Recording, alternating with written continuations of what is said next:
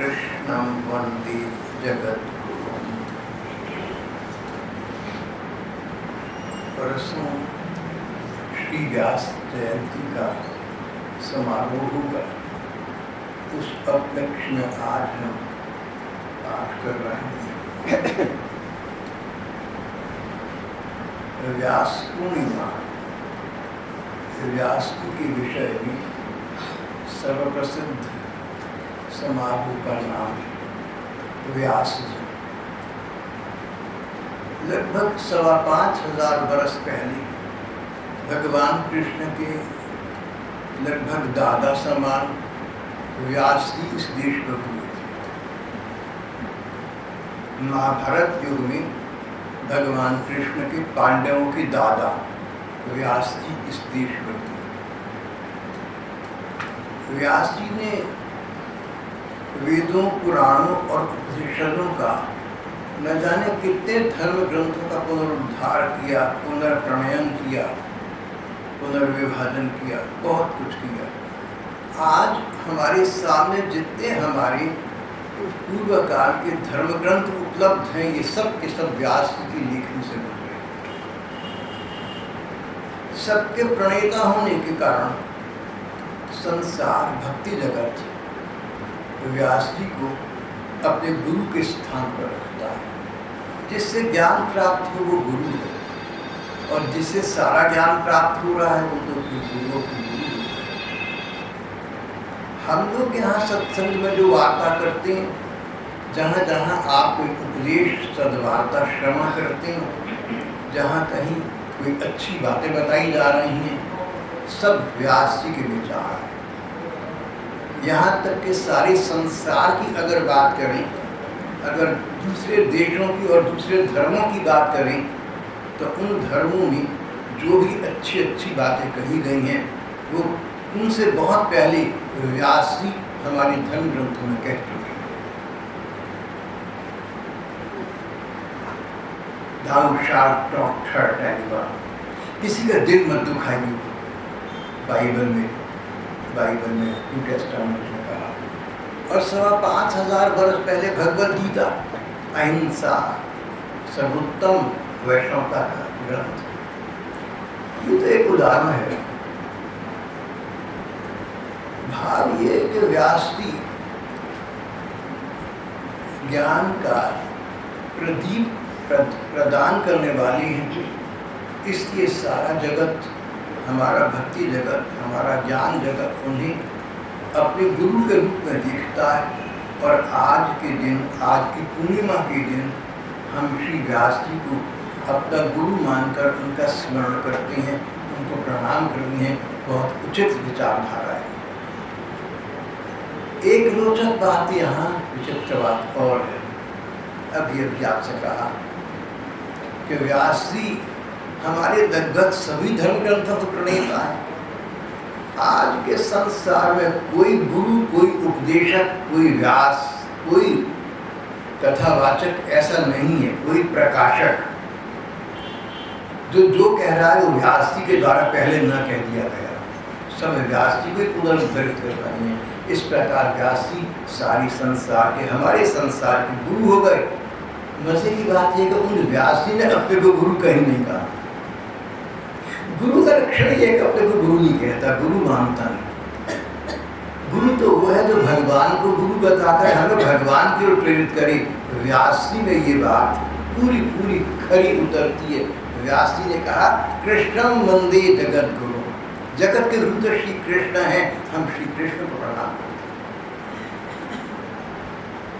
हम सारे देश के लोग उचित ही व्यास जी को गुरु मान रहे हैं, और वो व्यास जी कहते हैं कि श्री कृष्ण भगवान हमारे गुरु। तो वास्तविक बात तो यही है कि जीव मात्र के गुरु तो भगवान ही है। अब समय व्यतीत होते होते आज का युग आ पहुंचा। आज के युग में ये तो नहीं कह सकते कि गुरु की अनिवार्यता है, गुरु न हो तो गति नहीं होती, ऐसी बातें तो नहीं है। ये गुरु परंपरा तो हमारे ग्रंथों में कहीं थी ही नहीं। वेदों में, उपनिषदों, पुराणों में, महाभारत में, गीता में गुरु शिष्य परंपरा जिस रूप में आज चल रही है कहीं उद्धरित नहीं है। आप सोचकर देखिए, नारद जी हमारे सबसे महान ऋषि हुए, उनको कोई गुरु नहीं थे, ना उन्होंने किससे दीक्षा भगवत प्राप्त है। राजा महाराजाओं में सबसे बड़े भक्त मानो राजा अम्बरीश हुए, उनके कोई गुरु नहीं थे। गुरु परंपरा तो पहले थी नहीं।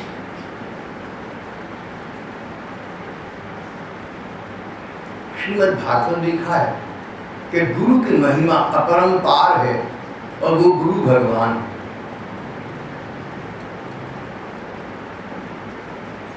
कई कहते हैं कि ध्रुव जी और प्रहलाद जी गुरु नारद जी थे।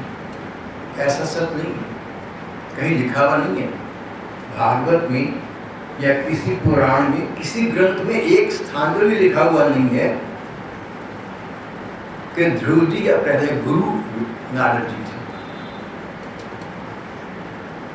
ध्रुव तपस्या करने के लिए जा रहे थे, मार्ग में अचानक नारद जी मिले, उन्होंने उनको ज्ञान का उपदेश दिया, दिशा दर्शक हो गए। गुरु मंत्र दिया हो, गुरु दीक्षा दी हो, ऐसा तो कुछ भी नहीं हुआ। और उसके बाद ध्रुव प्रहलाद, ध्रुव और नारद जी का कोई विशेष मिलन भी नहीं हुआ। प्रहलाद जी को नारद जी ने उपदेश दिया था एक दिशा दर्शक के रूप में, एक बड़े बुजुर्ग बच्चे को समझाकर चले गए, बाद में उनका भी कोई संपर्क समागम नहीं हुआ। भाव ये है कि जो लोग ये कहते हैं कि पहले सबके गुरु थे और गुरु के बिना गति नहीं है, ये दोनों बात हमारे धर्म ग्रंथ प्रमाणित नहीं है। वहाँ तो ऐसा नहीं है। शेष जो लोग कहते हैं वो जाने। फिर समय का प्रवाह अबाध गति से जारी रहा। जहाँ तक मैंने समझा 16वीं शताब्दी में 500-600 बरस पहले जिस प्रकार की गुरु परंपरा कहीं कहीं हम देखते हैं, उसका समारंभ हुआ। ये साधना गुरु होते थे, ये साधारण गुरु नहीं थे। विद्या गुरु, शिक्षा गुरु, मंत्र गुरु, दीक्षा गुरु, ये सब एक बात है अपने स्थान पर। विद्या गुरु तो आप सबके रहे, जिन्होंने पढ़ाई की है स्कूल में, कॉलेज में, यूनिवर्सिटी में, तो विद्या गुरु आपके टीचर प्रोफेसर तो रहे ही। विद्या गुरु रहे, शिक्षा गुरु रहे, दीक्षा गुरु रहे, जो संन्यास की दीक्षा दी अपने स्थान पर है। लेकिन साधना गुरु, जो वास्तविक गुरु है, वो साधना गुरु है। साधना गुरु उसे कहते हैं जो हमें बताए कि किस प्रकार की साधना करके, किस रास्ते पर चलकर, किस मार्ग को तय करके हमें अंततः भगवान की प्राप्ति हो सकती है। वो साधना गुरु। साधना गुरु संसार के जितने गुरु माने जाते, कहे जाते, सबसे ऊपर है, क्योंकि वो हमें अनंत सत्ता भगवान को प्रेषित करते हैं। साधना गुरु से ऊपर तो भगवान से मिलाने का मार्ग बताए। साधना गुरु यानी भगवान से मिलाने का मार्ग बताने वाले वही संत जन हो सकते हैं जिन्होंने भगवान को पाया है। Only the redeemed can redeem others। जिन्होंने भगवान को पाया है वही बता सकते हैं कि कौन से मार्ग पर चलकर उन्होंने भगवान को पाया, और हम उनके उस मार्ग पर चल उन भगवान को प्राप्त करें। प्रत्येक व्यक्ति गुरु नहीं हो सकता। अगर आप चाहें कि गीता, भागवत, रामायण, पुराण और उपनिषद पढ़कर आप गुरु बन जाएं, तो ये वो गुरु नहीं हुआ जिसकी यहाँ चर्चा चल रही है, जिसको आज हम प्रणाम कर रहे हैं। ये साधना गुरु नहीं हुआ। बात हम साधना गुरु क्यों चल रहे हैं? तो अभी तक जो कुछ मैंने आपसे कहा उसका भाव बस इतना है कि यद्यपि गुरु होने की अनिवार्यता नहीं है और गुरु के बिना गति नहीं हो सकती, ये बात हमारे धर्म ग्रंथ से प्रमाणित नहीं है, संपुष्ट नहीं है, फिर भी वर्तमान युग की दृष्टि से, आज के समय को देखते हुए साधना गुरु की आवश्यकता बहुत अधिक है। छोटा था, इस बात का विचार नहीं था, मैं समझता था क्या साधना गुरु भी क्या करना है, लेकिन थोड़ा बड़ा हुआ तो देखा कहीं साधना गुरु की आवश्यकता उस व्यक्ति को है जो साधना करके भगवान को पाना चाहता है। अगर आप साधना करके भगवान के मार्ग पर चलकर भगवान को आज इस जन्म में या अगर इस दिन प्राप्त करना चाहते हैं, अगर आपका मार्ग भगवान को पाने का मार्ग है, तो साधना गुरु की आवश्यकता आपको है।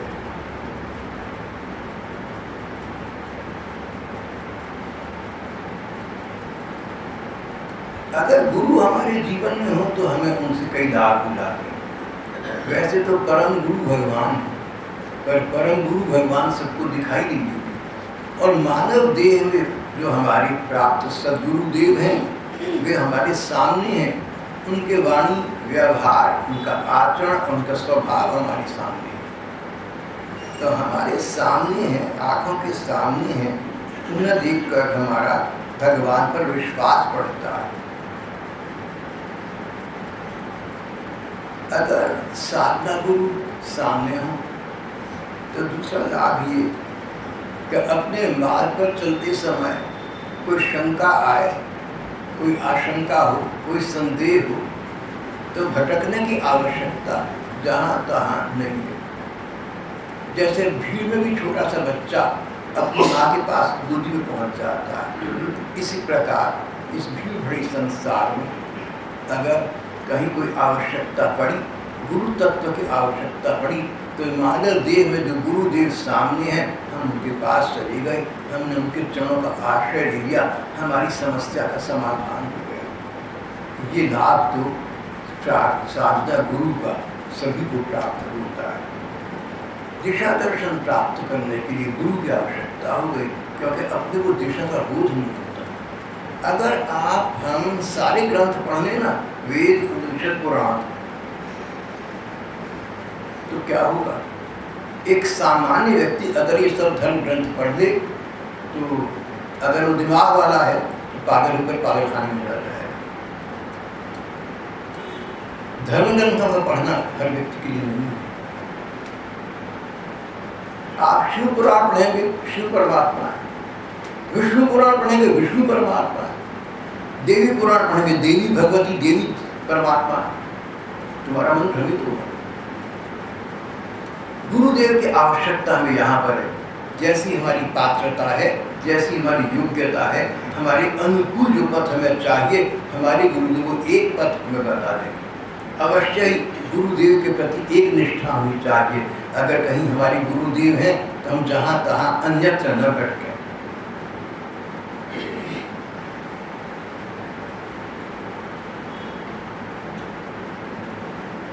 बहुत से विद्वानों का कहना है कि गुरु धारण करने का एक अन्य लाभ भी है। हम कहीं दान दें तो मन में ये विचार तो बना रहता है कि हम जाता है, हमने दान दिया, हमने परोपकार किया, हमने अच्छा काम किया। एक प्रकार का अनजाना अहंकार मन में आ जाता है।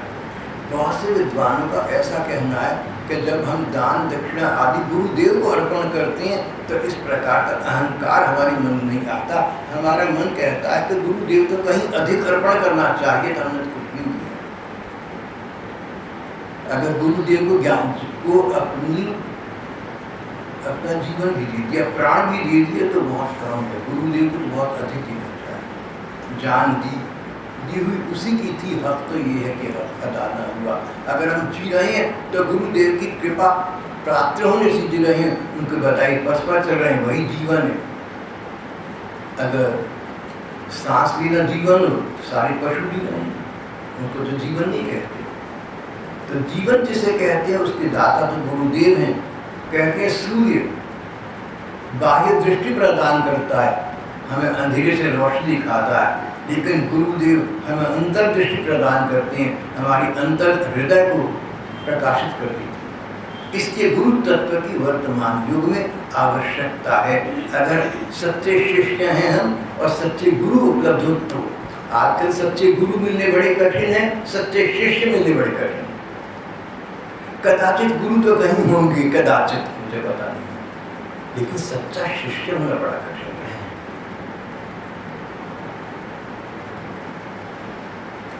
गुरु वही व्यक्ति है जो हमें अपने तक सीमित नहीं रखता, भगवान तक पहुंचाने का प्रयत्न करता है, हमें सतर्क करता रहता, भैया भगवान को पाना है।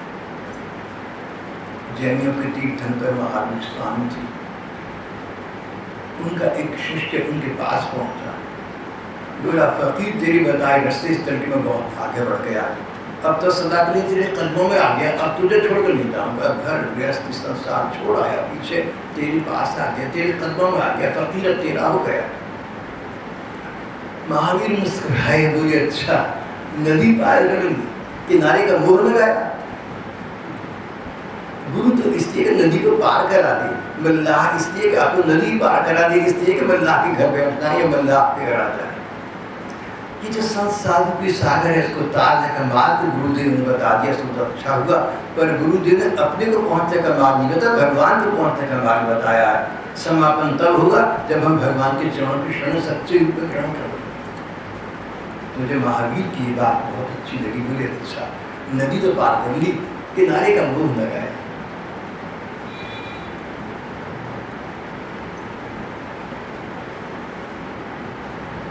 एक प्रश्न ये तो उठता है कि गुरु है कौन, किसे गुरु कहते हैं?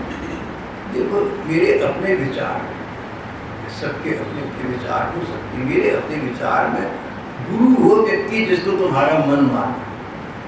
सबसे पहली बात मन मानने की। एक बार एक पत्रिका पढ़ रहा था, उसमें एक लेख था, उसमें एक बात छपी थी, मुझे जच गई, बड़ी ठीक लगी। कहते हैं जब एक पति पत्नी एक दूसरे थक जाती हैं और संबंध विच्छेद का निर्णय एक दूसरे को संदेशित कर देते हैं कि अब तलाक लीजिए, उसके बाद कचहरी में अर्जी दायर करते हैं और कचहरी एक दिन की तलाक कराती है। लेखक ने कहा कि तलाक तो उनकी उसी दिन होगी जिस दिन मन टूट गए थे आपस में। कचहरी ने तो मोहर लगा दी कि हमारी ऑब्जेक्शन की, हमारी तरफ से अलाउ है, बस कानूनी मोहर लग गई। तलाक तो उसी दिन हो गई जिस दिन पति पत्नी ने एक दूसरे को नकार दिया। मन की बात वास्तव में, तो जिसको हमारा मन माने कि ये हमारे गुरु होने के सुयोग्य हैं, हमारे अनुरूप हैं, हमारे अनुकूल हैं, हम इनके अनुरूप हो सकते हैं, हम इनके अनुकूल चल सकते हैं, हमारी इनके प्रति दोष दृष्टि नहीं होगी, मन ने जिसको मान लिया वही गुरु। जिन्हें हमारा मन माने। दूसरी बात, इतना पर्याप्त नहीं है, मन यायावर है। सबसे बड़ा धोखा व्यक्ति को देने वाला उसका मन ही हो सकता है। किसी व्यक्ति को ये मन गुरु मान जाए, किसी लौकिक कारण से ऐसा भी असंभव नहीं है, इसलिए कुछ अन्य बातें बताई गई। पहली बात, गुरु वो जिसको हमारा मन माने।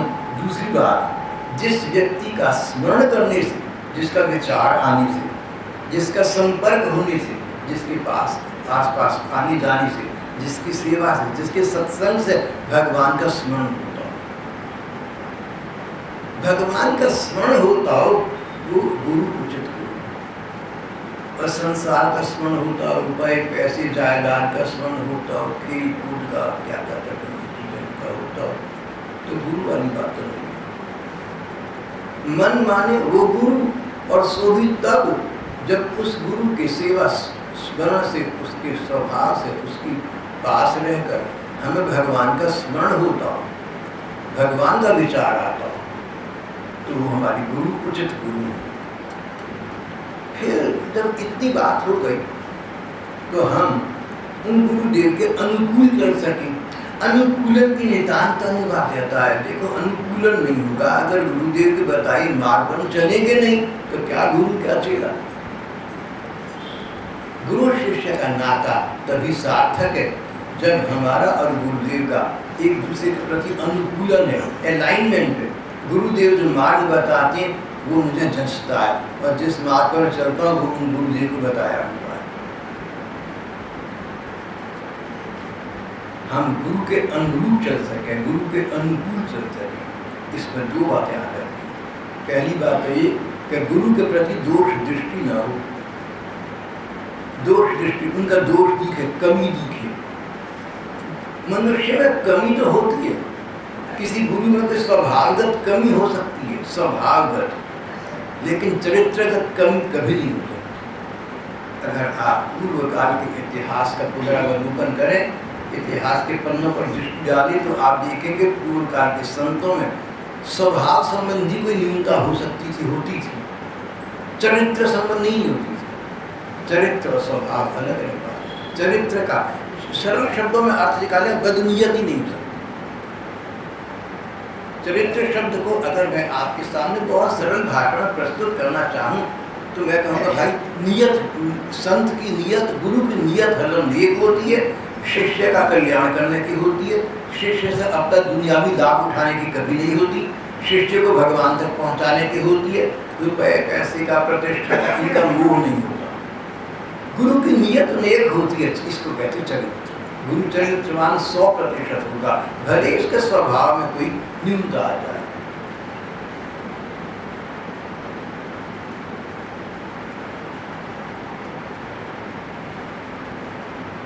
मीरा जी ने कहा 500 वर्ष पहले, त्याग वैराग्य की संयुक्ति प्रणय तपस्विनी श्री मीरा जी ने कहा, मार्ग में तारन मेले, मार्ग में मार्ग से तारने वाले दो ही मेले, एक तो गुरु और एक भगवान। भगवान का स्थान मेरे हृदय में है और गुरुदेव का स्थान मेरे सिर पर है। मुझे ऐसा लगता है कि मीरा जी का ये दोहा हमारी सारे देश दुनिया के गुरु शिष्य सिद्धांत को बड़ा स्पष्ट कर देता है। कई कहते गुरु भगवान से ऊपर है, इसको भी यही कहा गया है, सिर पर गुरु जी का स्थान है। गुरुदेव भगवान से बड़े तो हो गए, सिर पर गुरुदेव का स्थान, लेकिन हृदय में चिंतन, जैसे पतिव्रता पत्नी सम्मान का स्थान अपने सास ससुर को देती है, लेकिन हृदय से चिंतन अपने पति का करती है। इसी प्रकार सत शिष्य वही है जो सिर पर गुरुदेव को धारण करें, उनका पूर्ण सम्मान करें, लेकिन हृदय में चिंतन भगवान करें। चिंतनीय सदा है। प्रेमावतार प्रभु चैतन्य जी ने कहा, चिंतनीय सदा हरि, चिंतन तो भगवान के रूप का करना, ध्यान का करना। अब देखो, चाहे तो चैतन्य महाप्रभु जैसे उद्भट कोटि के संत हों, चाहे मीरा जी जैसे संत हों, इनके नाम इसलिए मैंने आपके सामने दिए कि लगभग विख्यात हैं, आप लोगों ने सुने होंगे, आप जानते हैं। उदाहरण वो दिए जाते हैं जिनका लोगों को पता हो। इन दोनों महामहिमों ने एक ही बात कही ना, चिंतनीय सदा हरि, मन से चिंतन भगवान का करना, चिंतन भगवान का, और मस्तिष्क पर छाप गुरुदेव, सिर के ऊपर स्थान गुरुदेव का।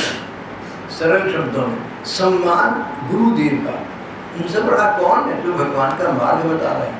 चिंतन भगवान का, हृदय में स्थान भगवान का।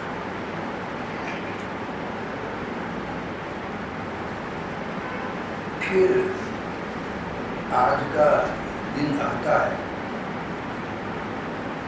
व्यास पूर्णिमा का दिन।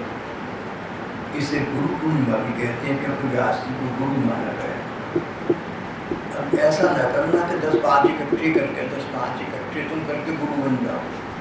अगर तुम गीता भागवत रख लोगे, धार्मिक किताबें पढ़ोगे और साधु संतों के प्रवचन सुनोगे तो तुम भी गुरु बन सकते हो। 150 इकट्ठे कर लो। अब ये न समझना कि 150 इकट्ठे कर लिए तो आज तो गुरु पूर्ण, भैया तुम मुझे पूछ, एक तेरे में गुरु ना आज का दिन आ गया तेरी, आज का दिन तेरा अस्ती है, तो किस प्राप्ति भैया। अगर गुरु पूजन करना है तो भगवान का करना है, व्यास जी का करना है, बड़े बड़े गुरुजन संसार में हुए उनका करना है। जो गुरु इस संसार में हो चुके हमारे देश में, उनका करना है।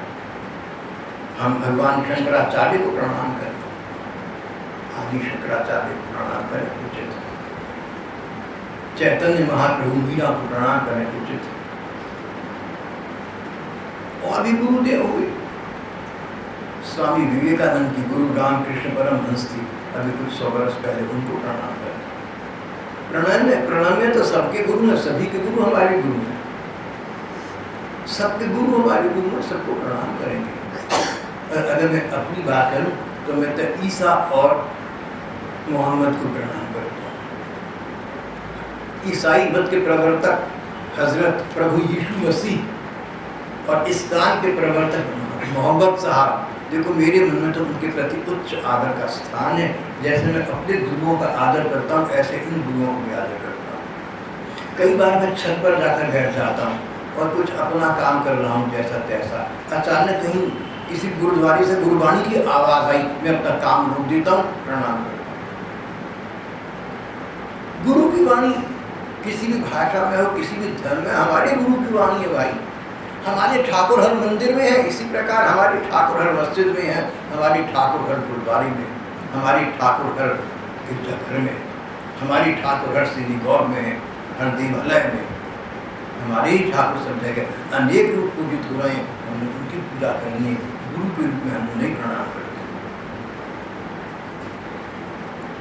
जब व्यास पूर्णिमा का सुदिन आए तो सच बात है कि ये आपके लिए, हमारे लिए गुरु पूर्णिमा इतनी न होकर शिष्य पूर्णिमा है। अपने अंदर झांक कर हम देखें कि पिछले 1 वर्ष में हमने क्या उन्नति की।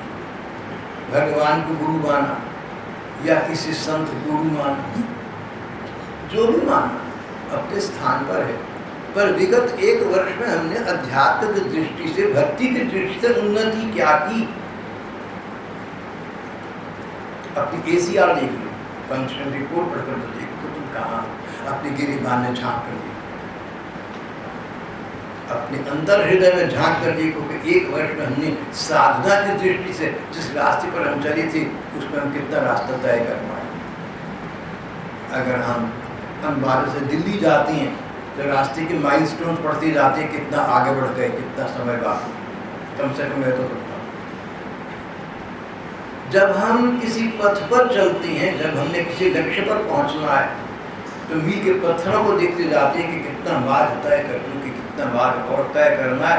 भगवान के पथ पर चले हैं तो हमने पिछला देखना है कि 1 वर्ष में हमने कितना मार्ग तय कर लिया और कितना बाकी है। इससे पता लगेगा कि हम कहाँ हैं, हम गुरुदेव के बताए मार्ग पर कितना ठीक चल रहे हैं।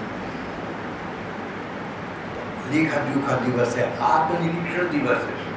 वर्ष पर्यंत अपने गुरु जी के अनुसार चले या नहीं चले, लक्ष्य भगवत प्राप्ति और उसका मार्ग जो गुरुदेव ने बताया, लक्ष्य और पथ के हिसाब से हम लक्ष्य के समीप आ रहे हैं, कितना आ गए। भगवान का नाम लेते हैं, नाम लेने में कितने रस की मात्रा बढ़ी, सुख मिलना आरंभ हो गया, नाम लेकर अच्छा लगे। भगवान के ध्यान में कितनी प्रगाढ़ता है। भगवान के मुख का ध्यान किया, आंखें मीट कर पहले दिन किया, 10 मिनट किया, लेकिन 10 सेकंड में मन ना टिका। 6 महीने के बाद 10 सेकंड टिक गया, कुछ अर्से के बाद 15 सेकंड टिका। इस प्रकार ध्यान की प्रगाढ़ता, अनवरतता बढ़ती गई। भाई बहन इस बात को सोच कर देखें, पिछले 1 वर्ष में भगवान के ध्यान में हमारी प्रगाढ़ता कितनी बढ़ी है, और कहीं नगर भगवान नौज़बिल्लाह या कितनी घटी है, कहीं दुनियादारी के कुचक्र में तो नहीं फंसते जा रहे हैं।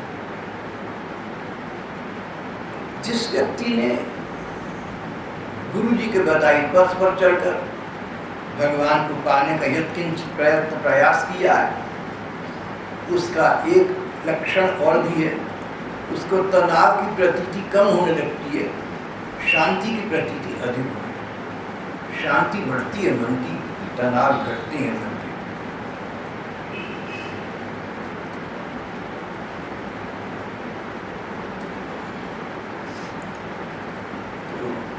आज के युग में कोई सद्गुरु मिल जाए तो हमारा बड़ा सौभाग्य है। सद्गुरु मिलनी कठिन है, पर मिल भी सकते हैं। कोई होते होंगे, ऐसा नहीं कि सत्य वस्तु का नितांत अभाव हो गया। और सच्चा शिष्य तो वो है जो अपने अतिरिक्त सभी जीवों को अपने गुरु के रूप में देखे, जहाँ से हम कुछ सीख सके वो गुरु है हमारा। साधना गुरु तो सब नहीं कह सकते, पर शिक्षा गुरु तो हो गया। भागवत में दत्तात्रेय जी अद्भुत का वर्णन आता है, बोले 24 गुरु है मेरी। लीजिए 24 गुरु, बोले हाँ, मकड़ी, मच्छर, कीट पतंग, पशु पक्षी, जल वायु आकाश अग्नि पृथ्वी, सभी कुछ मेरे गुरु हैं। सबसे मैंने कुछ ना कुछ शिक्षा ग्रहण की है। एक छोटी सी बालक से शिक्षा ली, एक छोटी सी बालिका से शिक्षा ली, सभी तो मेरे शिक्षा गुरु हैं। व्यक्ति वही है जो हर स्थान से शिक्षा ग्रहण करता है। अगर आप टेलीविजन के व्यासंगी हैं, अभ्यस्त है, तो कोई बुराई नहीं है, लेकिन टेलीविजन कुछ सीखिए जरूर, इधर उधर की बातों में समझना करना। अगर टीवी देखना ही है तो उससे कुछ अच्छी शिक्षा ग्रहण कीजिए, उसको गुरु बनाइए, उसके सेवदास मत बन जाइए, उसके व्यासंगी मत बनिए। लत नहीं, शिक्षा ग्रहण करना उचित व्यक्ति का भी कार्य है।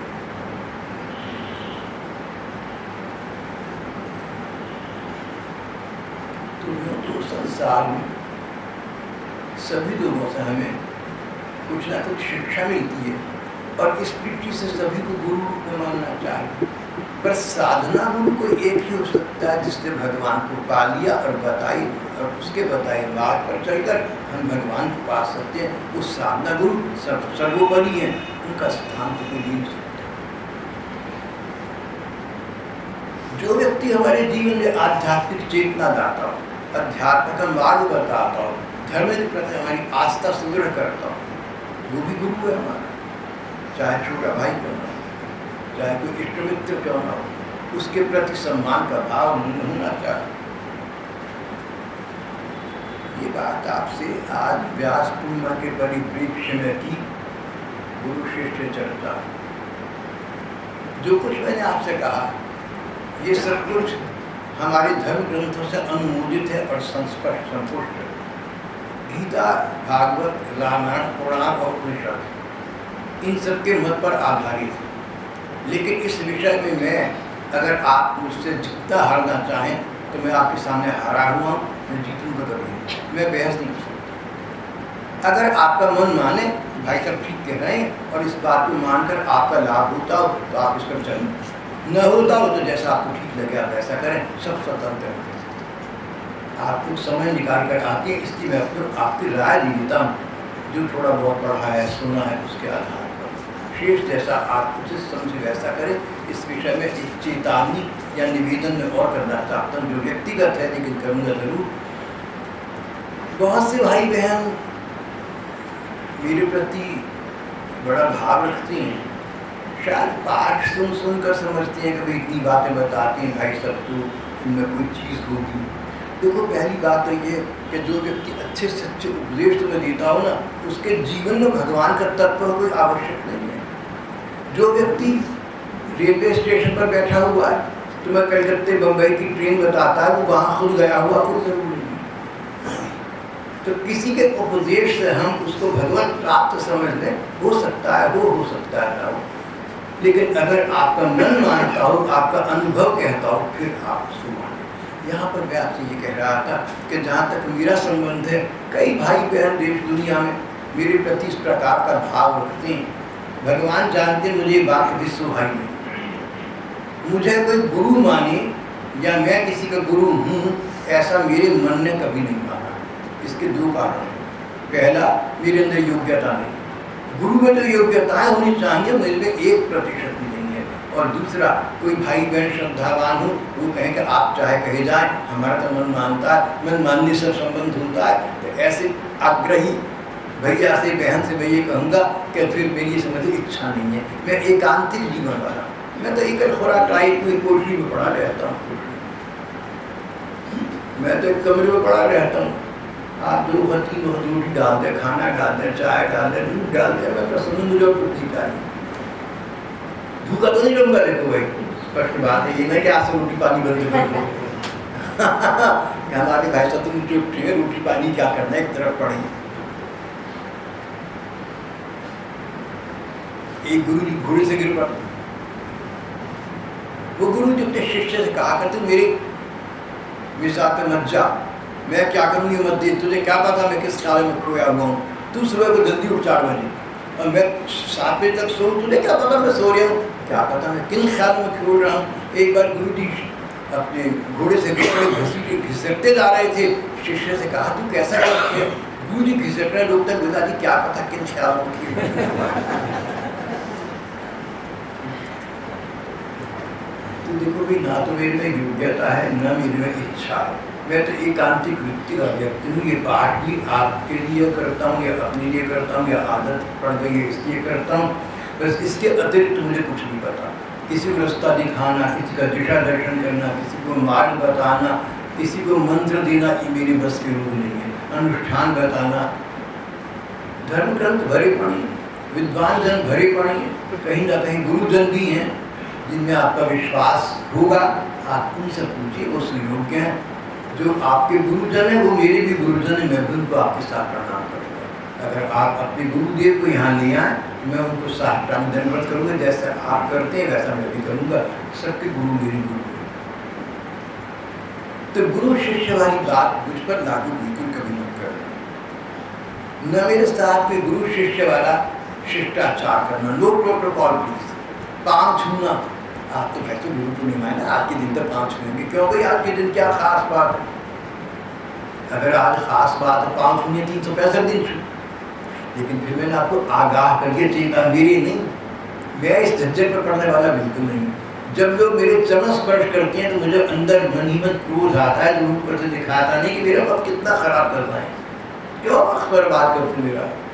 अरे जितनी देर तुमने मेरे चरण स्पर्श करे, हाथ जोड़े बैठे भगवान का ध्यान करते, भैया तुम्हारा कुछ हो जाता। गुरु शिष्य थे, अचानक ट्रेन से गिरी, शिष्य ने जोर से हा गुरु, गुरु जी गिरे, हे भगवान। गुरु जी तो कुछ बच गए, शिष्य को चोट आई। बोले भाई ये कैसा हो गया? गुरु जी बोले बेटा मैंने भगवान का, उन्होंने मुझे बचा लिया। तुमने हाय गुरु जी का, मैं तुझे क्या बचाता, मैं तो खुद गिर रहा था। भगवान का स्मरण सर्वोत्तम बात है। जो बहन भाई मेरी प्रति भावना रखते हैं ना, मैं उनसे विनम्रता पूर्वक ये कहना चाहता हूँ, आप लोग भगवान का स्मरण करें, भगवान को प्रणाम करें। भगवान के चरण मस्तक टिका है, आंखें मीच कर देखिए कि भगवान सामने है, भगवान के चरण कमल सामने है। आपका अपना सिर भगवान के चरणों में रख दिया, ये सुख, ये आनंद प्रतीत करें, ये शाश्वत हो जाएगा, ये अविनाशी हो जाएगा। एक दिन शरीर चला जाएगा, लेकिन ये तत्व आपके साथ जाएगा, परदूपों में, परदेशों में आपकी रक्षा करेगा। भगवान का स्मरण ही ऐसी वस्तु है। भगवत स्मरण के लिए हम लोग एकत्रित हुए, एक दूसरे का स्मरण करने के लिए एकत्रित हुए। किसी ने कहा कि जो लोग आपको चरणों का स्पर्श नहीं करते लेकिन माथा टिकाते हैं, उनको तो आप मना नहीं करते। मैंने कहा हाँ, अक्सर मैंने नहीं करता। इसका कारण है हमारे धर्म ग्रंथ कहते हैं जो तुम्हारे साथ जैसा करे तुम वैसा करो। अगर तुम्हें कोई कहे नमस्ते जी तो मैं नमस्ते जी, कोई कहे राम राम तो मैं राम राम, सत श्री अकाल सत श्री अकाल, वाहिगुरु वाहिगुरु।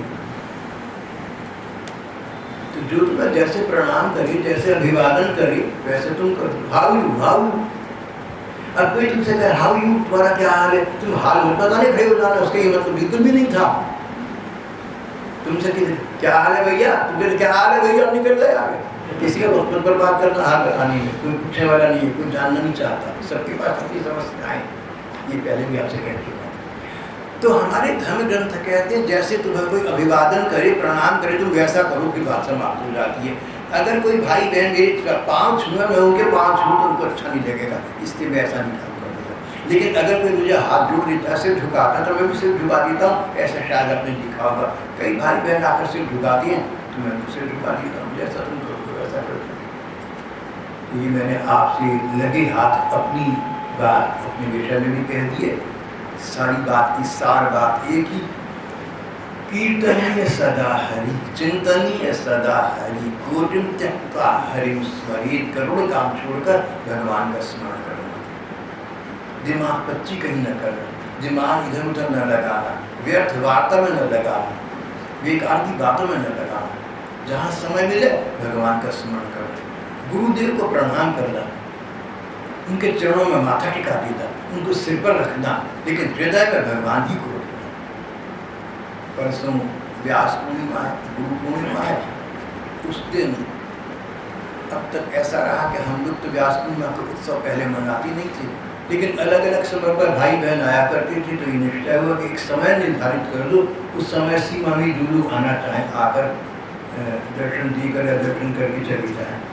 परसों को हम लोग 10 बजे का समय रखा है।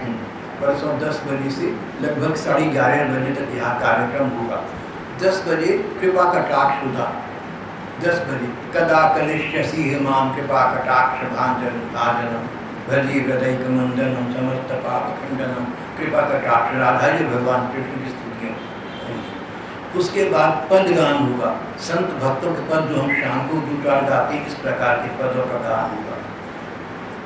लगभग 10:30 बजे पाठ होगा, जैसे मैं अब कर रहा हूँ, साधकों के लिए पाठ होगा। लगभग 11:15 बजे आरती होगी, भोग लगेगा, भोग बटेगा और सभा विसर्जित हो जाए।